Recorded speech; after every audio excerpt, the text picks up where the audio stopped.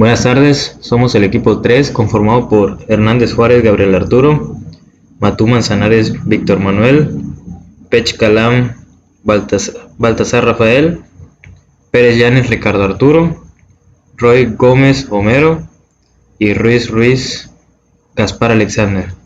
A continuación se va a mostrar la simulación y programación de un servomotor por medio de un microcontrolador, que en este caso utilizamos PIC, y también el uso del programa CC Compiler o PCW, y también utilizamos el Proteus. Okay, para la programación en este apartado primero se tiene que llamar el microcontrolador. En este caso utilizamos el 16F887, puedes utilizar cualquiera, y solamente se manda a hablar. De ahí se agrega lo que es el conversor análogo digital, que en este caso utilizamos de 8 bits, y se añaden los fusibles. También se habilita lo que es el reloj o el quartz, que en este caso es de 4 MHz, o puedes utilizar también el interno que contiene el microcontrolador. Seguidamente se añaden algunas variables o los puertos básicamente de memoria, en este caso el microcontrolador, que es el puerto A y C, que tienen como valor 5 y 7, y también se nombran los pines. En este caso tenemos el plus, que es el puerto 0, que es para que avance el servomotor. Tenemos el minus, que es para que disminuya o sea un giro antihorario. El change para cambiar de servomotor a otro, porque en este caso la programación tiene dos. Y los servos. También se añade un signet char, que es una variable donde no va a tener números negativos, y se añade la variable del servo. En este caso utilizamos la intervención del timer para que pueda tener las salidas de los servomotores. En este caso tenemos una estructura o un switch con estructuras case, donde indica si se utiliza el servo 1 o el servo 2. Cabe decir que para esto se utilizaron 3 botones también. A continuación se va a mostrar la programación en un momento, la simulación, donde se dará el circuito ya simulado. En la estructura del main tenemos variables locales. En este caso tenemos el límite mínimo, que es 14, y el límite máximo, que es 32, que es donde se mueven los servomotores, o en este caso el PWM, cuando contiene el duty cycle, y se marcan los trees, los puertos, como entradas, y el puerto C como salida. También tenemos en esta parte tenemos cuando cargamos el valor inicial del timer para que se ejecute cada 100 milisegundos, y también tenemos la configuración del timer, donde activa la interrupción y donde activa también sus interrupciones globales. En este caso los ángulos del límite mínimo y el límite máximo se evalúan dependiendo de la función que hagan los botones. Y también en el while, en la estructura del while, tenemos que si pregunta si se desea controlar el servo, es el tercer botón donde hace un intercambio de servomotor para poder controlar en qué momento quieres usar uno y en qué momento quieres usar el otro.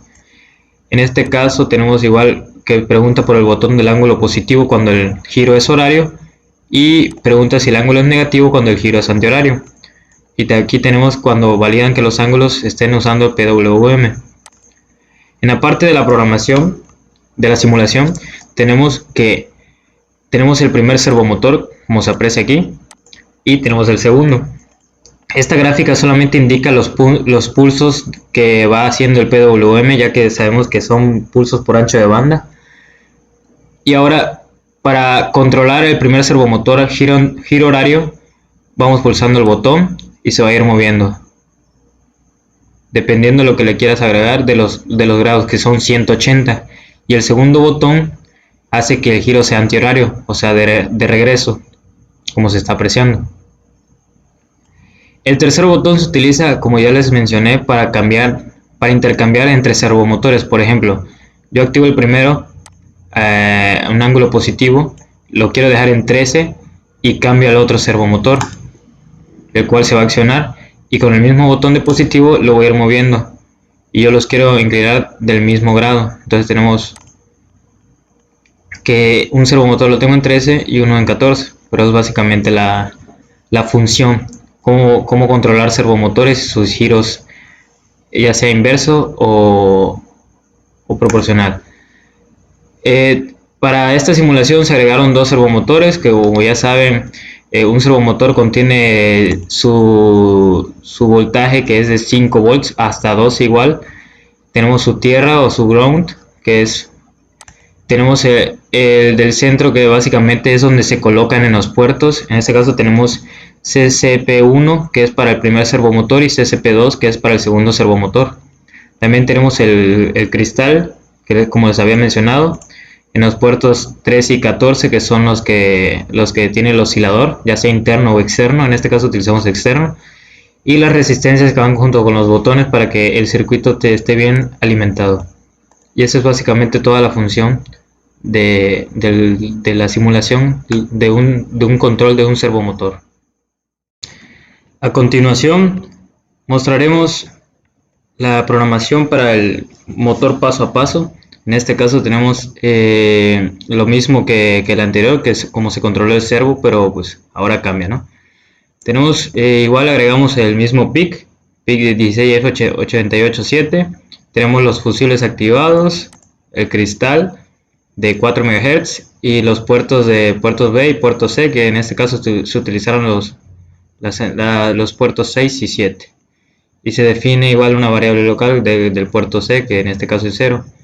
Tenemos igual ahora en este caso una variable entera, que es como un contador, que consta de un byte, de una constante, en este caso es de tipo byte, que es cuando el movimiento es horario, que es en 4 posiciones, que es de 4 bits, y cuando es antihorario, igual, y se maneja en código de binario, ¿no?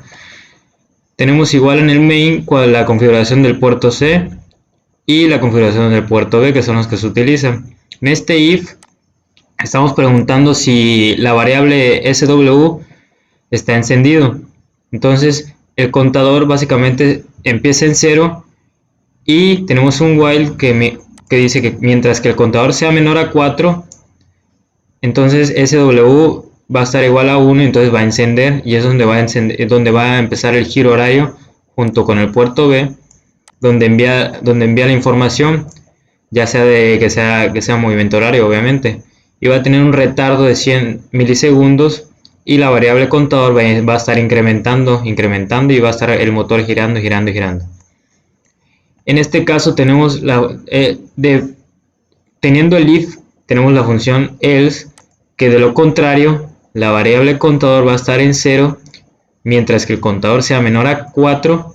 Entonces tenemos a CSW va a estar apagado, que indicará aquí que va a ser un movimiento antihorario del motor, en este caso sentido contrario, y va a enviar la información al puerto B, donde indica lo de la tabla de antihorario, básicamente que va a cambiar su función, ¿no? Va a tener con un retardo igual de 100 milisegundos, y la variable contador va a incrementar, en este caso va hacia el lado contrario. Ahora, pasando a la simulación, tenemos aquí el PIC y tenemos la colocación del motor paso a paso. Tenemos algunas resistencias y demás. En este caso, al encender la simulación, tenemos que el botón es como un interruptor, lo tenemos abierto, ¿no? Entonces el motor va a estar girando en sentido antihorario, como se está apreciando. Si yo llego a cerrar el interruptor, el motor va a cambiar su giro a sentido horario. Y esa es básicamente la función que hace un motor paso a paso, como les había explicado.